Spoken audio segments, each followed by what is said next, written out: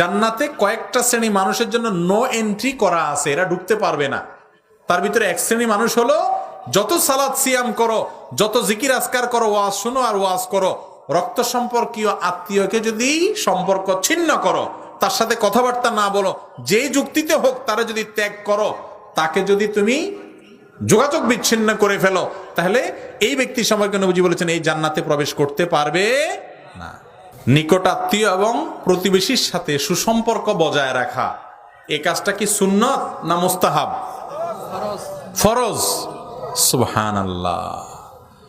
আল্লাহ রাব্বুল আলামিন কোরআনে হাকিমে বলে আমাদেরকে নির্দেশ করেছেন আনতাসিলুল আরহাম, এবং তোমাদেরকে নির্দেশ করা হচ্ছে তোমরা আত্মীয়তার বন্ধনগুলোকে মজবুত করবে, আত্মীয়তার বন্ধনগুলোকে সুদৃঢ় করবে, এটা আল্লাহর নির্দেশ।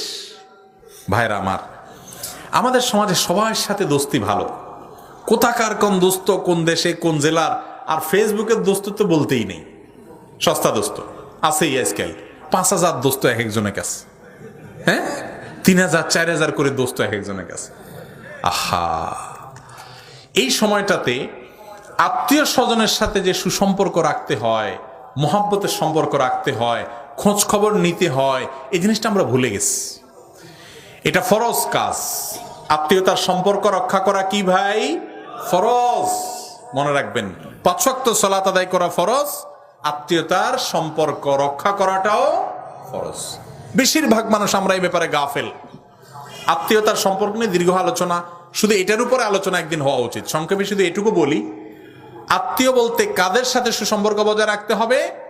বাপের দিককার এবং মায়ের দিককার যে সমস্ত আত্মীয়রা আছেন, বিশেষ করে তাদের, অর্থাৎ আপনার চাচা, আপনার ভাই বোন, তো শুরুতেই মা বাপ ভাই বোন তারা তো আছেনই, এর পাশাপাশি চাচা, চাচাতো ভাই বোন, ফুফু, ফুফাতো ভাই বোন, এদের সাথে সুসম্পর্ক রাখতে হবে। আজকাল আমরা বেশিরভাগ লোক ফুফুদের সাথে যোগাযোগে আমরা অনেক দুর্বল, তাই না?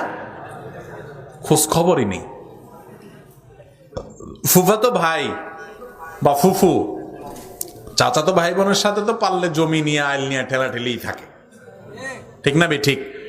অথচ তারা আত্মীয়, রক্তের সম্পর্কের কারণে তাদের সাথে কি রাখতে হয়? সুসম্পর্ক বজায় রাখা ফরজ। যদি তারা আপনার সাথে দুর্ব্যবহার করে, তারপরে আপনার চেষ্টা থাকতে হবে আপনার পক্ষ থেকে যেন ত্রুটিটা না হয়। তারপরে সে করলে তারটা সে আল্লাহর কাছে বুঝবে। কথা কি বুঝাতে পারছি?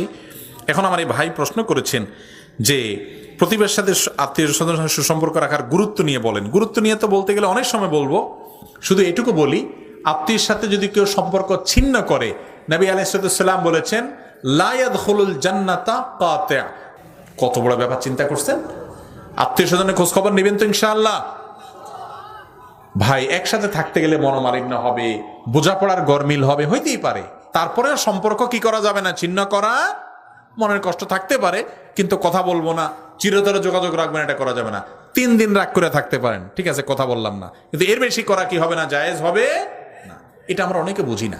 আর প্রতিবেশী, আল্লাহু আকবার, প্রতিবেশীর সাথে দেখেন, আমি একটা কথা সবসময় বলি, আমরা কোরআন হাদিস যতটা বুঝি, ইবলিসের চেয়ে একটু বেশি বুঝি।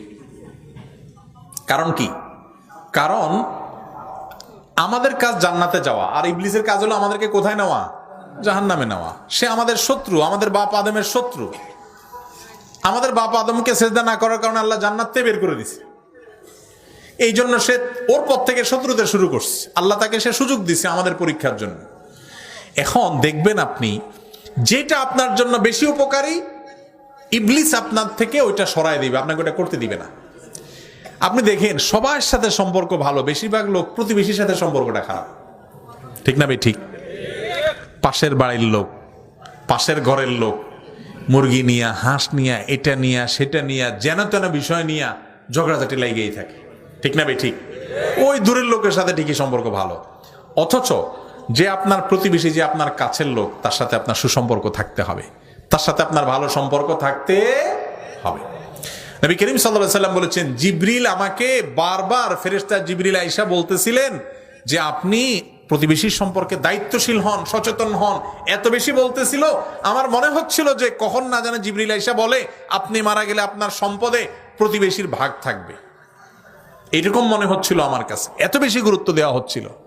তিনি বলেছেন লা ইউমিনু আহাদুকুম, তোমাদের কেউ ততক্ষণ পর্যন্ত পূর্ণাঙ্গ ঈমানদার হতে পারবে না, মাল্লা ইয়ামানু জারুহু বাওয়াইকাহু, যে ব্যক্তির ক্ষতি থেকে, অনিষ্ট থেকে তার প্রতিবেশী নিরাপদে থাকতে পারে না। এজন্য ভাইরা, প্রতিবেশীর সাথে সম্পর্ক ভালো রাখবো তো ইনশাআল্লাহ। আগে থেকে সম্পর্ক খারাপ আছে, অভিমান, রাগ সব জান্নাতে যাওয়ার আশায়, আল্লাহকে খুশি করার আশায়, মালিককে সন্তুষ্ট করার আশায় সব কোরবানি করে দিয়ে হাসি মুখে তার সাথে মিশবেন। একটু ছোট হবেন কিন্তু আল্লাহর কাছে বড় হবেন। করা যাবে তো ইনশাআল্লাহ। আল্লাহ তাআলা তৌফিক দান করুন।